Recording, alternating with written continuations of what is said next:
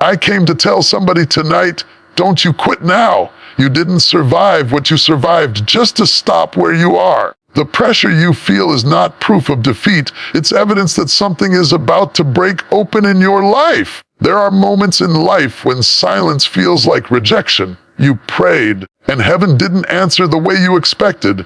You sowed, and the harvest didn't come on your schedule.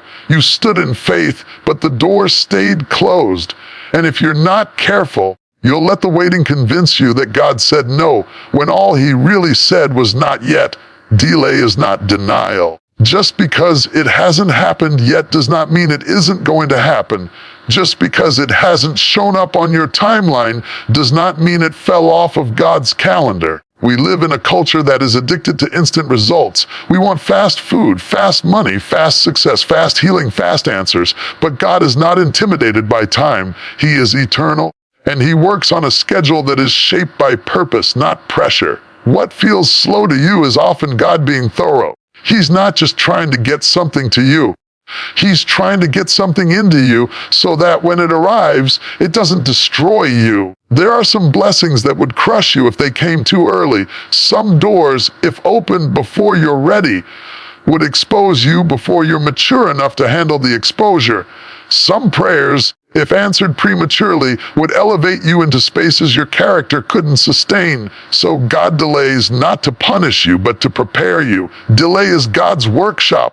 It's where he strengthens your faith, deepens your roots, and stretches your capacity. Think about it. Every promise in Scripture had a waiting period attached to it. Abraham was promised a son, but he had to wait. Joseph was promised leadership, but he had to go through a pit, a prison, and a palace process. David was anointed king, but he had to serve under Saul before he ever sat on the throne. The delay didn't cancel the promise. It refined the promise. What God spoke over them did not expire because time passed. The enemy loves to attack you in the delay. He whispers lies in the waiting. He tells you that you missed your moment, that you waited too long, that you're too old now, too broken now, too tired now. But hear me, God does not measure possibility by your age, your mistakes, or your past. He measures it by his power, and his power does not diminish with time. If God promised it, delay cannot destroy it. Sometimes delay is not about God holding back. It's about God holding you steady. If he released it right now, you'd rush it, mishandle it, or idolize it. So he waits. He lets the tension build. He lets the hunger grow. He lets the dependency deepen, because there are some blessings that only come wrapped in trust, and trust is built in waiting seasons. And let's be honest, delay is uncomfortable. It stretches you. It frustrates you. It exposes your impatience. It forces you to confront whether you love God for who he is or only for what he gives. Waiting will reveal your heart. It will show you whether your faith is conditional or committed. But that discomfort does not mean abandonment. Silence does not mean absence. Just because God isn't speaking loudly doesn't mean he isn't working actively. There are things happening behind the scenes that you cannot see. God is aligning people, shifting circumstances, closing doors you don't need, and protecting you from outcomes you prayed for but weren't ready to manage. What looks like nothing is often everything moving quietly into place. The delay is not empty. It is full of divine activity. You have to be careful not to interpret delay as failure. Some of the strongest faith decisions you'll ever make happen when you keep obeying even when results are slow, when you keep serving even when recognition doesn't come, when you keep believing even when evidence is thin. That's not wasted time. That's building spiritual muscle. That's learning how to trust God without applause. And here's the danger. Many people quit in the delay. They walk away right before the breakthrough. They stop praying because it hasn't happened yet. They stop sowing because they haven't seen the return. They stop believing because the clock keeps ticking. But what if the delay is proof that what's coming is weighty? What if the wait is confirmation that the blessing requires endurance? What if the resistance is a sign that you're closer than you think? God is not slow. He is precise. He knows the exact moment when preparation meets opportunity.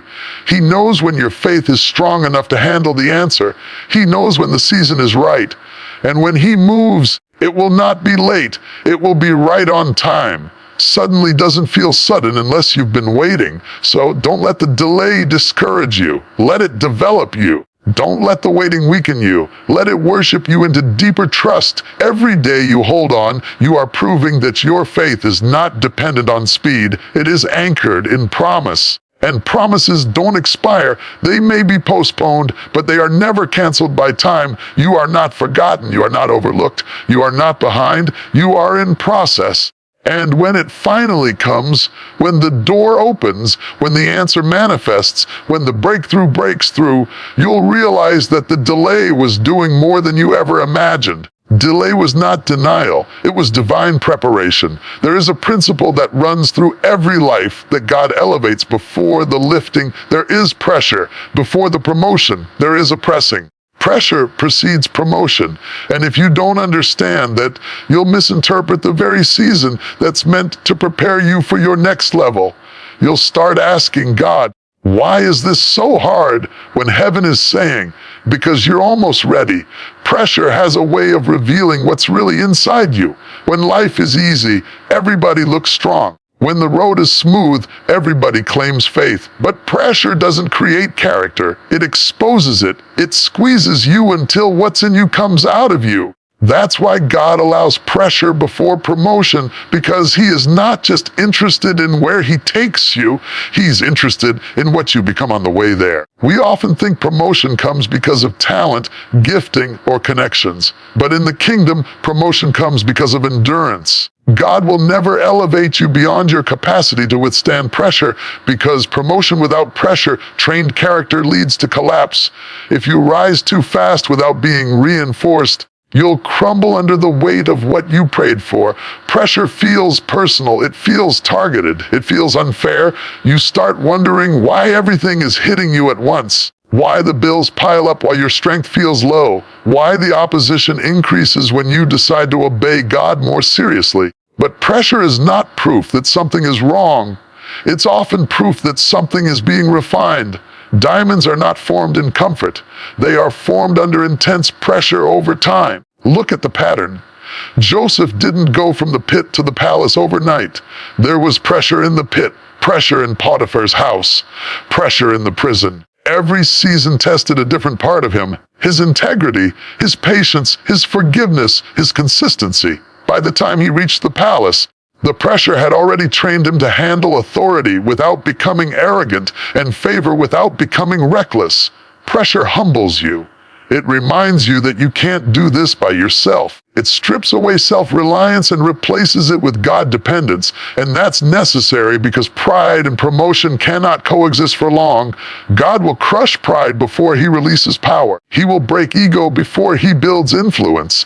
The pressure you feel may be God removing attitudes that would sabotage your destiny. And here's the part we don't like. Pressure often comes from people, from betrayal, from misunderstanding, from being overlooked, from being criticized while you're trying your best.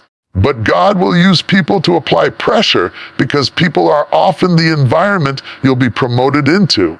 If you can't handle people when you're low, you won't handle them well when you're lifted. Pressure also teaches you restraint. When you're squeezed, you learn when to speak and when to stay silent, when to fight and when to trust God to fight for you. Promotion requires wisdom, and wisdom is usually born in pressure-filled decisions where there was no easy answer. God trains leaders in obscurity so they don't self-destruct in visibility.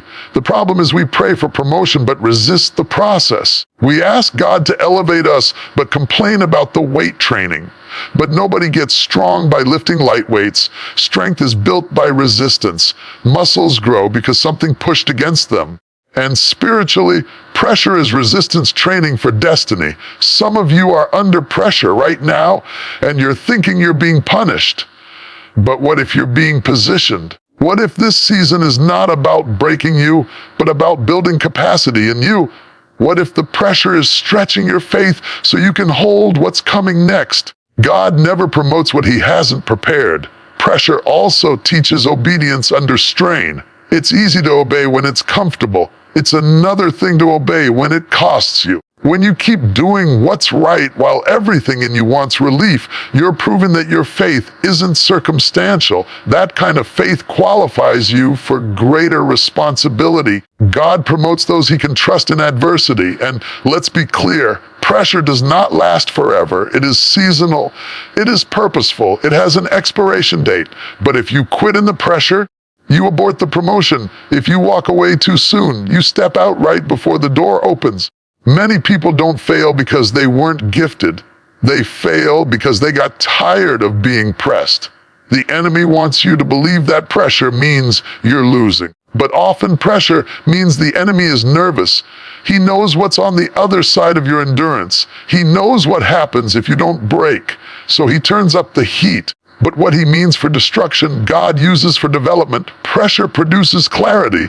It forces you to prioritize. It removes distractions. It sharpens your focus. When everything is pressing in, you learn what really matters. And that clarity is essential for promotion because higher levels demand sharper discernment. So don't despise the pressure. Don't resent the strain. Don't curse the season that's strengthening you. What feels heavy now is building spiritual muscle. What feels overwhelming now is expanding your capacity. What feels unbearable now is proving that you can handle more than you thought. If God is allowing the pressure, it's because he trusts you with what it's producing. You are not being crushed. You are being shaped.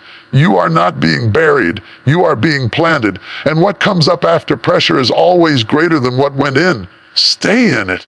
Hold your ground. Keep your faith steady.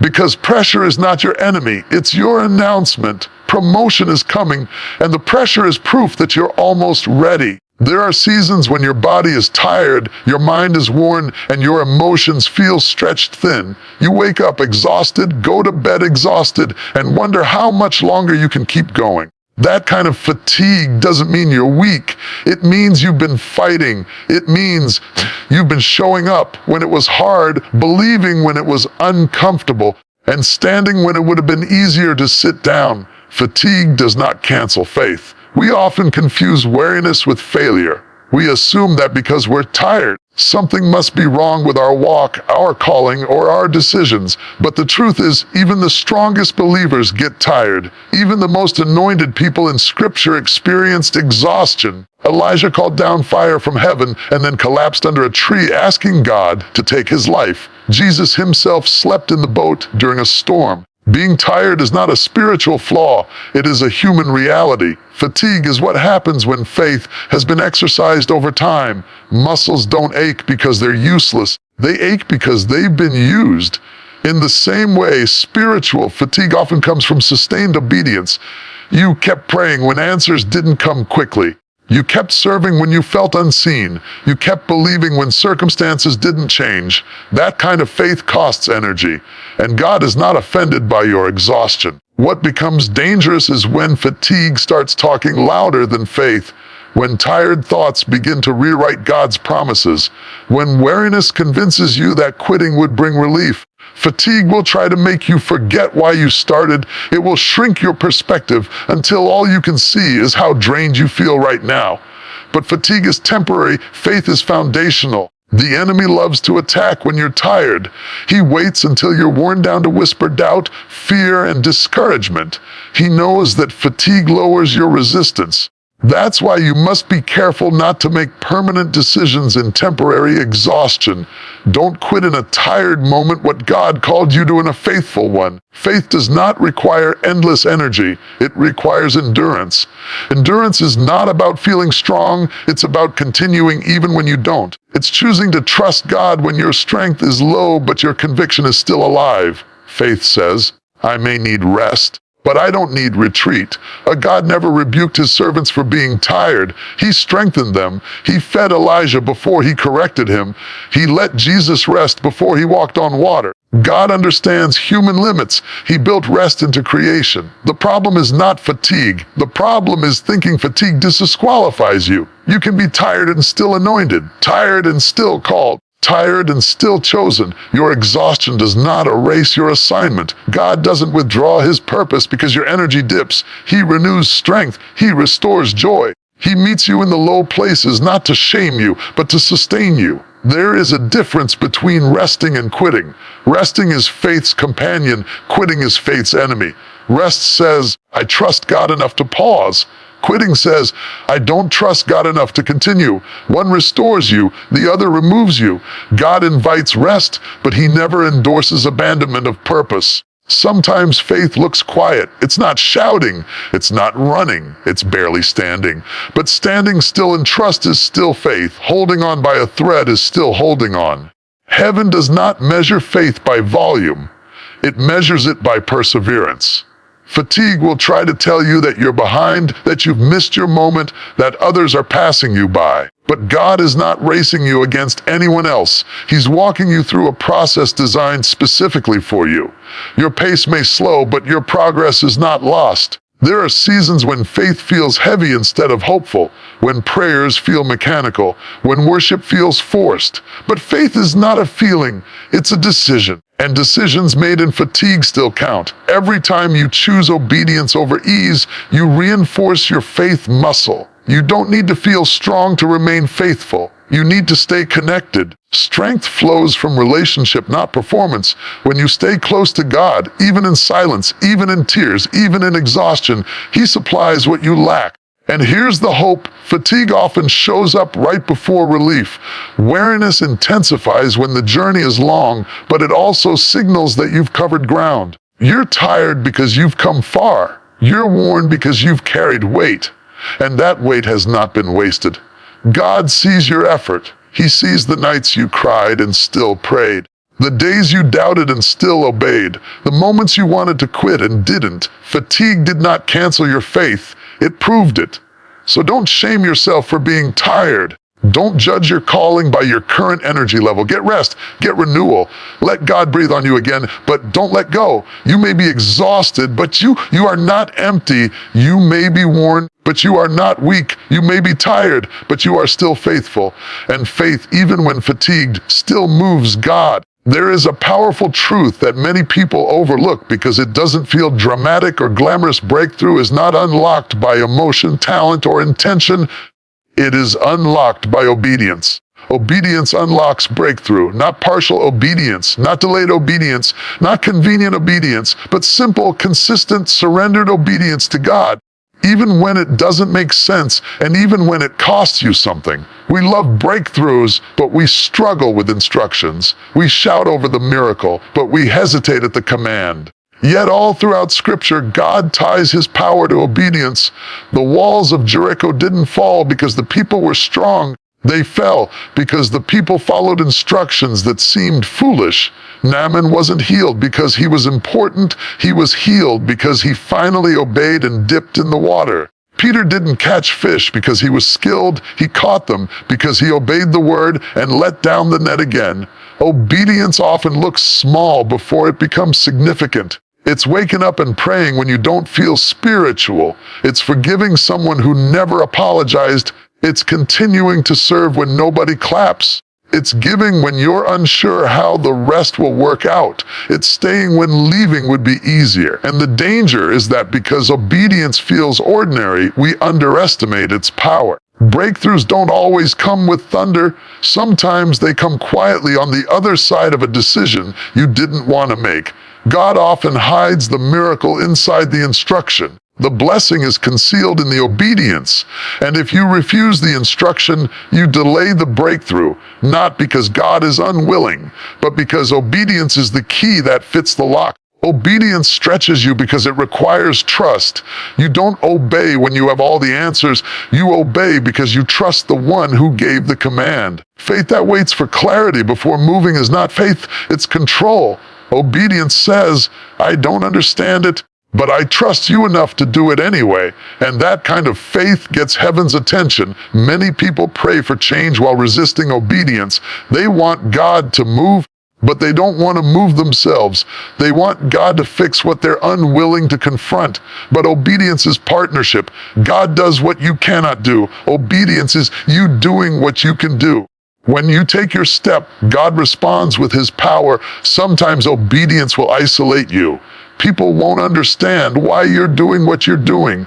They may question your choices, your pace, your priorities. But obedience is not about approval. It's about alignment. You don't need people to understand you when God has instructed you. Breakthrough comes from alignment with God, not agreement with people. Obedience also exposes your idols. It reveals what you're unwilling to surrender. If God asks for it and you hesitate, that hesitation is a mirror. But whatever you refuse to release can become a ceiling over your breakthrough. God doesn't ask for obedience to control you.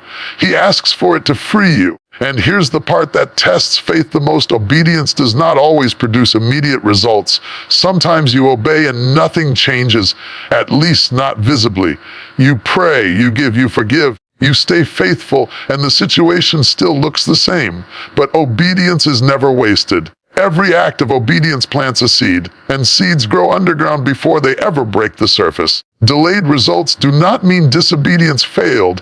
They mean God is working in layers you cannot see. Obedience positions you even when it doesn't yet reward you. It aligns timing, circumstances, and hearts.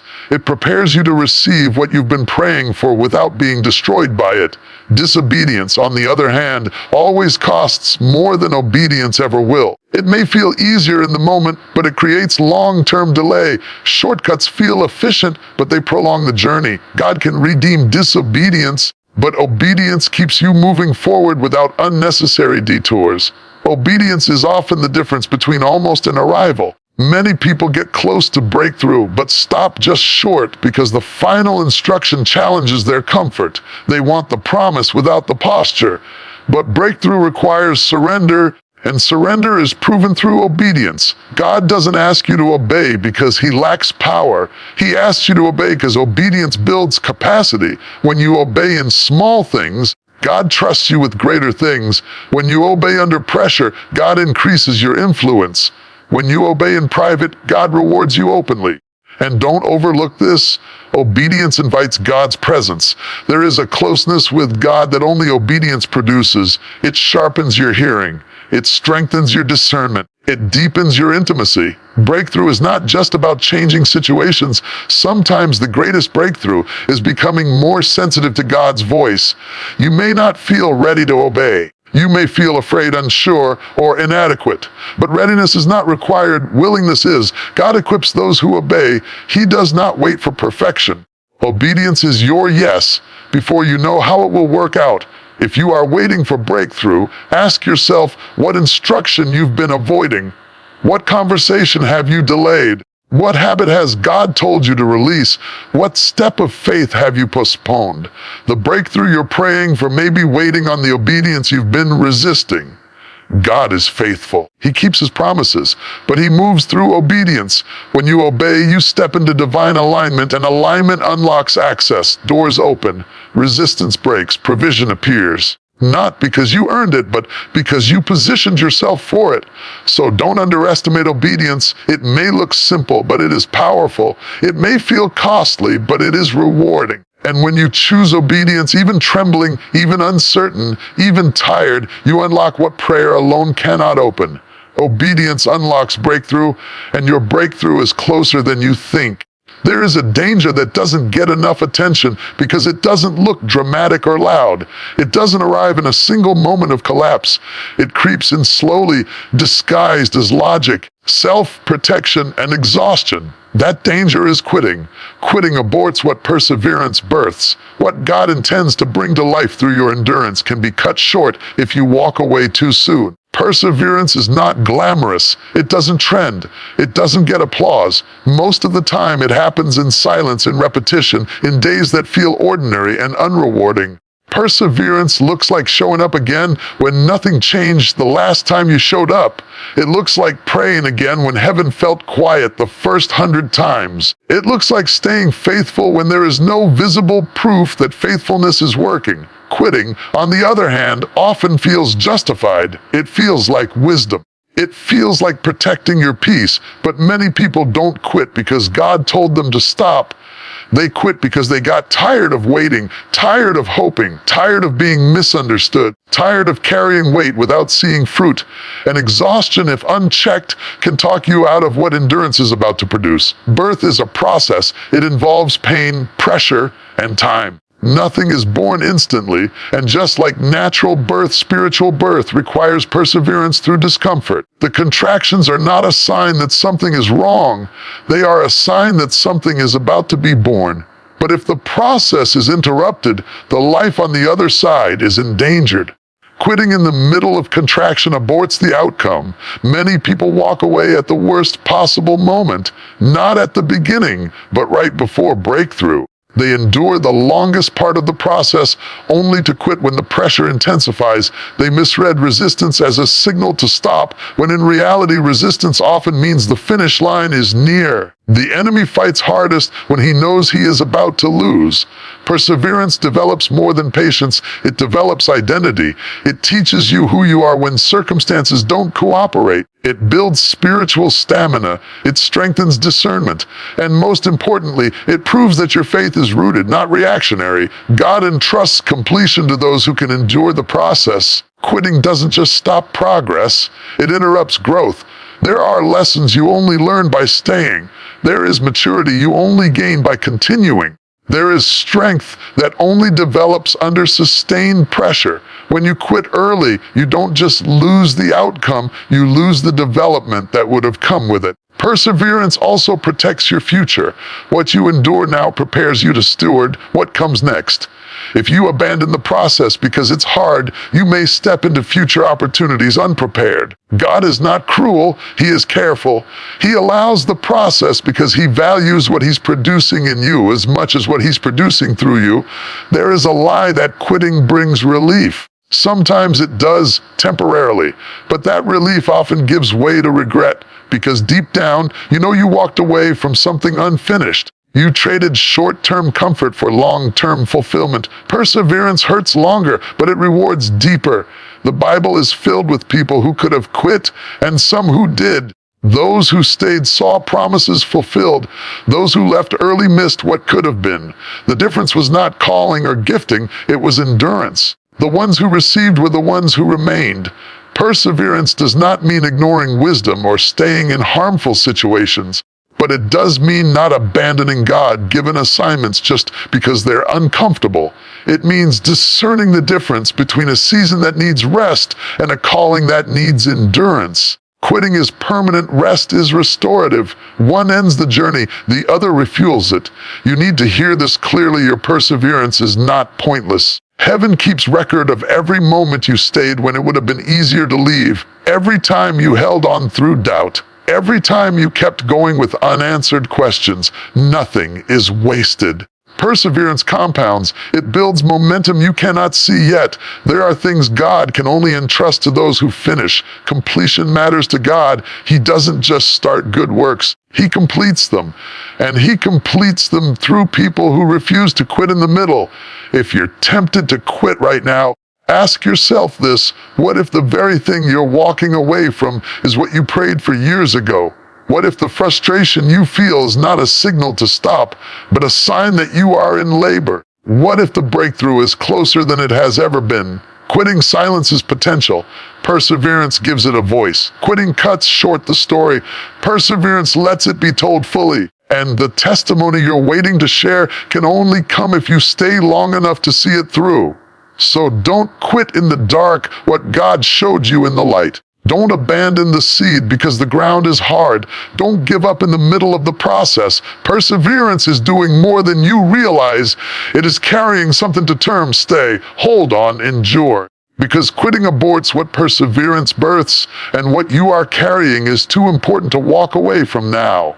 And now, as I bring this word to a close, I need you to hear this with clarity and conviction. You have not come this far to stop here. Everything you've endured, every tear you've cried, every night you questioned yourself, every moment you felt like letting go has been leading you to this point. This is not the season to retreat. This is not the moment to surrender. This is the hour to stand. You've learned that delay is not denial. What God promised has not expired just because time passed. You've learned that pressure is not punishment. It is preparation. What has been pressing you has been shaping you for promotion. You've learned that fatigue does not cancel faith. Being tired does not mean you are finished. It means you've been faithful. You've learned that obedience unlocks breakthrough. Every yes you gave God, even when it cost you, has been positioning you for what's next. And you've learned that quitting aborts what perseverance births, and what you're carrying is too valuable to walk away from now. So hear me clearly. Don't quit now. Not when you're this close. Not when heaven has been aligning things you cannot see. Not when the resistance has increased because the breakthrough is within reach. The enemy would not be fighting this hard if there wasn't something powerful on the other side of your endurance. You may not feel strong, but strength is rising. You may not see it yet, but God is moving. You may not understand the process, but the purpose is intact. What feels like the end is often the edge of manifestation. What feels like silence is often God working behind the scenes. I came to remind you that your story is still being written. Your faith is still alive. Your future is still unfolding. And what God started, He will finish if you stay, if you trust, if you keep going one more step, one more prayer, one more act of obedience. So lift your head, steady your heart, strengthen your resolve. This is not the time to give up. This is the time to lean in, because your breakthrough is not behind you. It's closer than you think.